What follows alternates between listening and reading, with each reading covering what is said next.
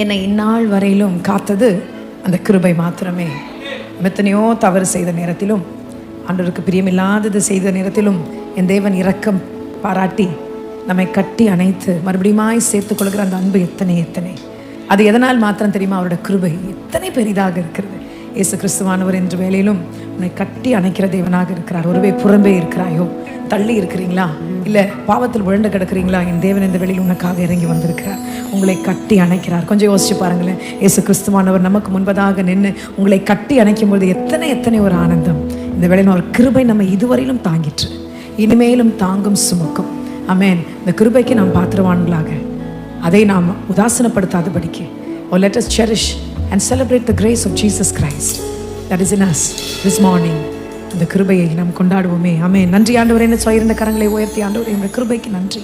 என்னுடைய குடும்பத்திற்கு, என் பிள்ளைகளுக்கு இன்னும் உடைய கிருபை வேணும் ஆண்டவரே. நான் செய்கிற வேலைக்கு இன்னும் உடைய கிருபை வேணும் ஆண்டவரே.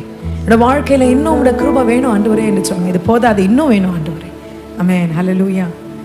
பாடலை சேர்ந்து நாம் பாடும்பொழுது இப்படிப்பட்ட ஒரு உள்ளத்தோடு கூட ஆசையாய் சொல்லி நாம் பாடுவோம். ஆமென்.